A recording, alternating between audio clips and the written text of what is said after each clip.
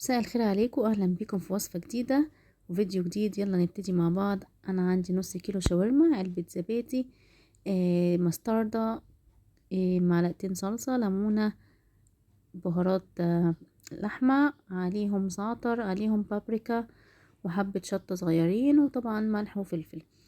الشاورما بتاعتي متقطعة رفيع زي ما انتم ما شايفينها كده، مشطوفة كويس، وبحاول اصفيها. تمام، انا هاخد علبة زبادي كاملة، هنزل عليها بحبة مستردة، يعني تقريبا معلقتين من المستردة. بحب جدا مزازة المستردة مع الشاورما، يعني دي تتبيلة شاورما عادية خالص. تمام كده. وبعد كده دول اخر معلقة صلصة، لو ما كانش فيه كنت هنزل بحبة كاتشب عادي خالص.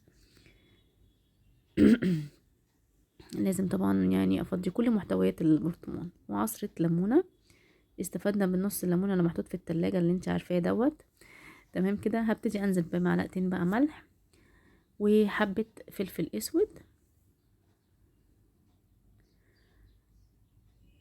وكمان احط حبة سكر، يعني معلقة سكر كده، او عسل اللي عندك. انا حطيت معلقة عسل، تقدري تحطي لو انت عندك سكر حطي سكر، ما عندكيش حطي عسل، ممكن تحطي عسل ابيض.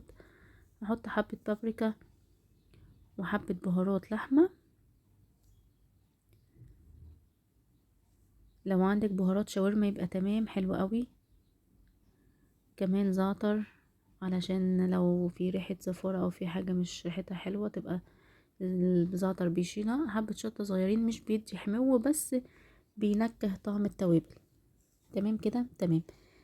بس حبة الخل بقى علشان يفتت انسجة الشاورما علشان تطرى معايا، وحبة زيت علشان لما اجي اسوي تاخد لمعة حلوة كده ويبقى طعمها كويس، عشان انا ما بكترش فيها زيت، يعني مش بحمر او بحط حبة صغيرين خالص زيت في السوا. تمام كده. هديها تقليبة كويسة جدا عشان كل المكونات اللي عندي تختلط ببعضيها. وبعد كده بس هي ابتدي اخد بس كمية اللحمة اللي عندي، مش عايزة ادلق بالطبق على طول عشان لو في مية او في دم او حاجة مطرح اللحم ما فكت يعني. مش عايزة يعني مش عايزاها تنزل في التتبيلة. تمام كده. انا بس باخد حبة اللحمة، وزي ما انتم شايفين كده القطع بتاعتها رفيعة خالص، وبحاول اصفي قطع اللحمة من المية الزايدة او العصارة بتاعتها او الدم يعني او كده. تمام كده خلاص. انا خدت النص كيلو كله، هكمل التتبيله اللي عندي. هبتدي بقى اقلب فيها تقلبتين كده لغايه لما بس تختلط ببعضه، بس اتاكد ان كل اللحمه اتغلفت بالخليط. هحطها في التلاجة طبعا، واسيبها شويه من قبلها بيوم تقريبا. اقل حاجه ممكن تسيبيها مثلا 3 4 ساعات. انا عندي دول 3 كوبايات من الدقيق منخولين، هحط عليهم حبه ملح، احط عليهم حبه بيكنج باودر، واحط عليهم سكر، يعني معلقتين ملح ومعلقتين سكر، مش معلقتين كبار، معلقتين صغننين خالص كده، اقل من بتاعه الشاي. واحط عليهم نص معلقه صغيره من البيكنج باودر، وهنزل ب3 كوبايات ميه، تلاتة دقيق عليهم 3 ميه، دول 2 وهياخدوا كمان كوبايه. لغايه كده الشاورما ممكن تتسوى على كده وتعمليها سندوتشات خلاص وعادي خالص. احنا النهارده هنعمل بقى لقمه الكريب نفسها. انا مش بعملها ببيض ولا بلبن، يعني هو كريب اقتصادي من الدرجه الاولى، فانا بعمله بميه ودقيق وحبه سكر وبس. تمام كده. انا سخنت طاسه ونزلت بيها بالشاورما بحبه زيت صغننين، مع اني كنت مراعيه ان انا ابقى معليه النار عليها، برضو نزلت يعني نزلت ميتها. ما علينا، مفيش مشكله، انا اخليها بس تشرب كل الميه اللي فيها. نزلت عليها بحتتين ليا متقطعين حتت صغيره علشان تدي طعم او دسامه او النكهه الحلوه دي اللي بتبقى مليانه في الجلد بتاع الشاورما اللي احنا بنشتريها من بره. ودول بقى بصلتين كبار كده متقطعين جوانح بالطريقة دي. بعد ما يتبلوا هنزل عليها بقطيتين برضو متقطعين جوانح. تمام. انا سبت الخليط بتاعنا بعد ما عملته يريح خالص عقبال ما اسوي الشاورما. ادي طاسة الكريب وسبتها تسخن على النار، وجبتها لكم هنا عند الكاميرا عشان تعرفوا تظبطوا معايا الدنيا. ومش هجرلكوا الحتة دي علشان نشوف احنا بننزل كمية مناسبة من الخليط بتاع الكريب، وبعد كده بنحاول نلفه كده بالراحة بالعصفورة دي اللي بيقولوا عليها، ولا يعني الخشبة بتاعة الكريب بقت متوفرة جدا في مستحضرات الناس اللي بتبيع مستحضرات المنزلية، الادوات المنزلية يعني هتلاقوها كتير.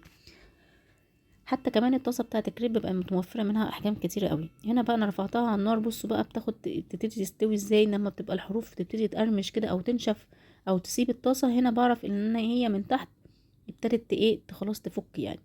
بصوا ابتدت تنفخ كده، خلاص كده هي ابتدت تسيب الطاسه من تحت يعني من قعر الطاسه، وخلاص هي هتبقى سهله ان هي تطلع معايا. عشان ما اطولش عليكم عملت كل الكميه اللي عندي. انا صورت دول وكان لسه في حاجات على النار. هي تقريبا التلات كوبايات عملوا لي 12 ورقة 12 لقمة كريب. بص طرية ازاي وناعمة خفيفة، مش معجنة مش تقيلة او مش تخينة. حلوة جدا. المقاس الكبير ده مناسب جدا عشان بياخد حشو اكتر، وعلى قد الكريبية. الحتة اللي فوق الصغيرة دي ممكن كانت اول وحدية زي اللي تحت دي كانت طالعه مش مظبوطه. هي لازم اول كريبايه في الطاسه ما بتبقاش لسه ظبطت ايدك وما بقتش لسه الطاسه سخنت او كده. تمام كده. عملوا الكميه دول تقريبا هم 12 واحده. هبتدي بقى عايزين نرص بقى الكريب نفسه. هجيب الطاسه واقسمها نصين كده علشان اعمل كريبتين في نفس الوقت عشان نوفر وقت، ويعني يبقى كلنا بناكل في وقت واحد، يبقى الاكل كله سخن. هحط اتنين قصاد بعض كده، بتني الكريب نصين واحطهم في الطاسه زي ما انتي ما شايفة كده، نص هنا ونص هنا. وبعد كده بظبط ايدي وهرفعها على النار تتحمص تحميصة صغيرة، وبعد كده ابتدي اقلب. انا كده رفعها على النار. هبتدي بقى احط لها الجبنة الموزاريلا وعليها رومي مبشور، واتاكد ان هما ابتدوا يسيحوا والنار بتاعتها سخنت. وبعد كده هبتدي انزل عليها باللحمة. يا ريت يا ريت ريحة اللحمة تبقى متصفية كويس. لو هي فيها مية تسيبيها تنشف بره خالص وتتصفى كويس عشان ما تبهدلش الكريباية مني. كل ما كانش فيها عصارات كتيرة في الكريباية كل ما كانت ظبطت، عشان ما تغلطيش الغلطات بتاعتي. تمام. هنا انا صفيت على قد ما اقدر الشاورما هي عليها هنا نزلت عليها بالقوطة بس يعني الحتة دي ما اتصورتش، معلش. تمام كده. وبعد كده هنزل عليها بحبة كاتشب وحبة مايونيز، وهقفل الكريباية على كده. من اكتر الحاجات اللي الاولاد بيحبوها، كلنا بنحبها بصراحة، الكريب الشاورما. وعملت كمان جنبيهم كريب كمان ناجتس. بس هي دي بقى نتيجة الغلطة اللي احنا غلطناها دي. بصوا بقى، بصوا الجمال، بصوا الجمال اللي جوه. والله احنا بنعمل في نفسنا حاجات صعبة جدا، يعني مش عارف. طبعا مش عارفه امسك الكريبيه لان انا ماسكه الموبايل بايد وبصور لكم بالايد التانية. كان نفسي كده افتح لكم واوريكم. بس قلت حرام عليه حرام عليا كده. كفايه المنظر ده.